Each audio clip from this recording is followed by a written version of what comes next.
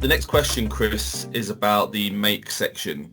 Part of the GCSE specification requires a really broad exposure to various different tools, pieces of equipment, processes, techniques, even a range of different materials from different material areas as part of core content. There's an enormous, potentially an enormous breadth of study that needs to be carried out by students prior to their written exam and potentially taking on the NEA.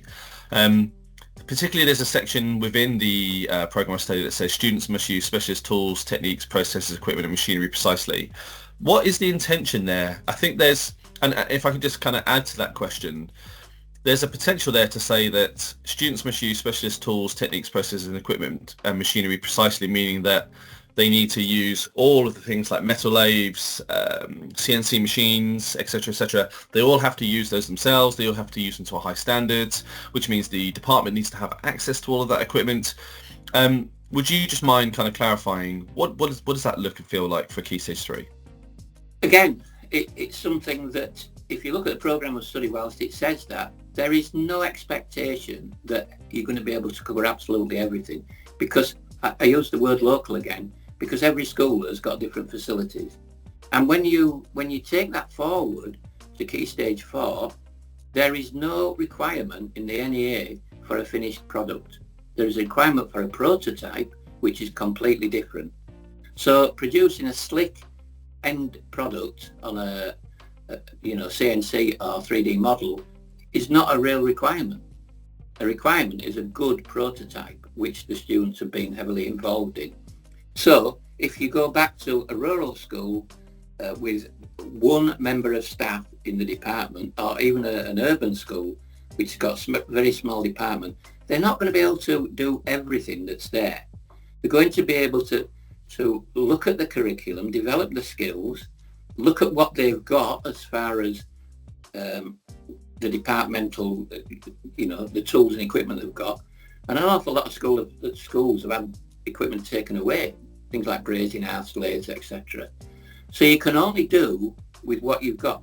And I think it goes back to this point of actually saying you are not being forced down an alley that says you have to do this. What we are doing is saying, here's a set of words and principles.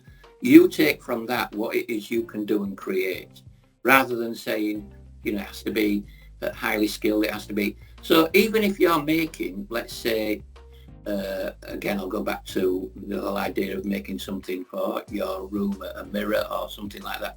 There is no reason why that shouldn't be finished very accurately by hand.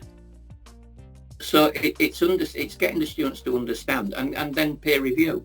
You can get students to actually look at each other's work and assess it and so on. But it's getting them to understand that it's not a laissez-faire thing. You don't just knock it out and say that's okay. There has to be an element of accuracy and skill in producing the outcome. And again, that's where pride comes in, isn't it? Look at this, I've just made this, look how accurate it is. So it's actually looking at what's there and saying, we can, as a department, we can do this. Can't do all that, but we can do this.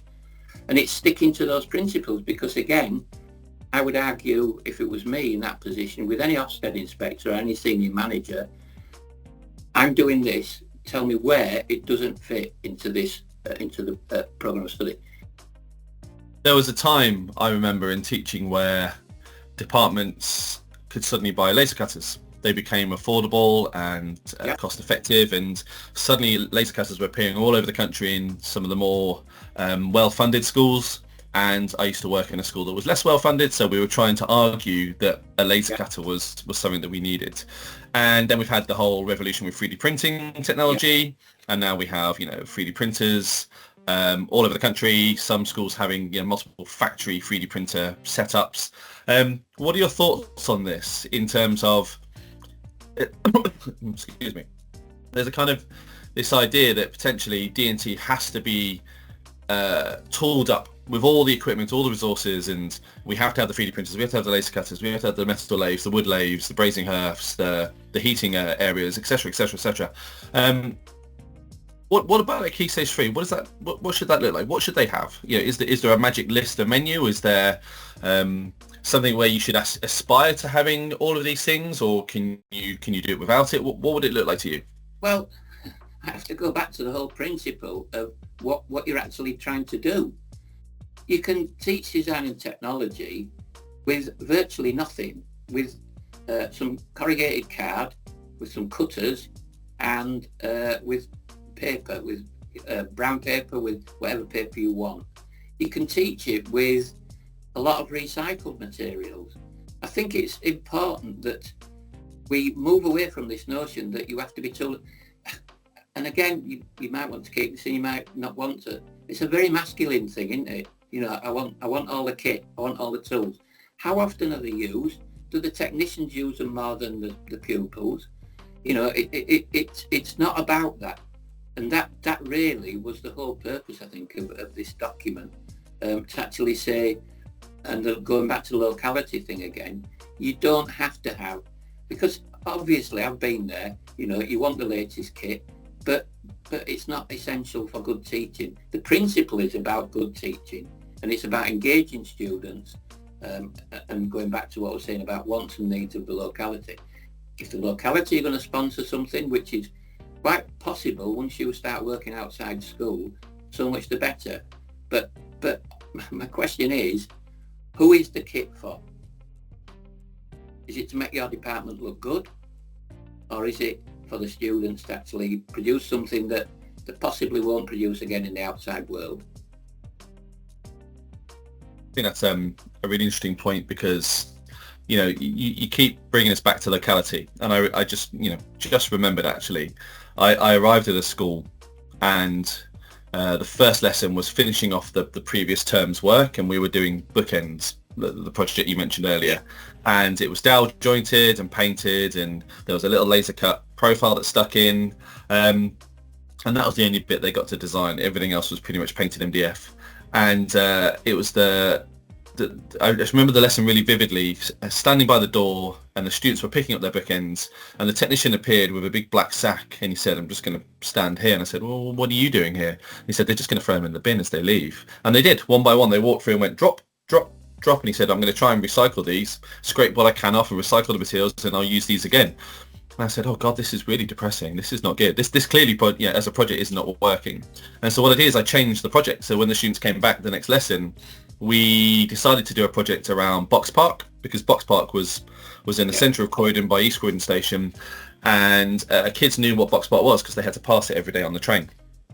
So we said, okay, you're going to design a pop-up retail space, and you're going to take one of the metal boxes, the shipping containers, is going to be yours, and you're going to design your own food outlet. And it was corrugated card, it was dowel, I think. We just had some really thin dowel. We had some printable coloured paper, and that was it. And at the end of the lesson, they took them home. The whole lot went with them, because they were like, "I'm going to go show my parents I've designed something for Box Park." And it was just such a small difference. I mean, all the MDF just sat on the shelf for that project because we just used corrugated card. It was brilliant. Yeah. So locality really does make a difference, I think. Yeah. I think it's really, really important. And it's the bit that most people miss, unfortunately. It's the bit that I missed. I'm not going to lie. I completely missed it in my interpretation.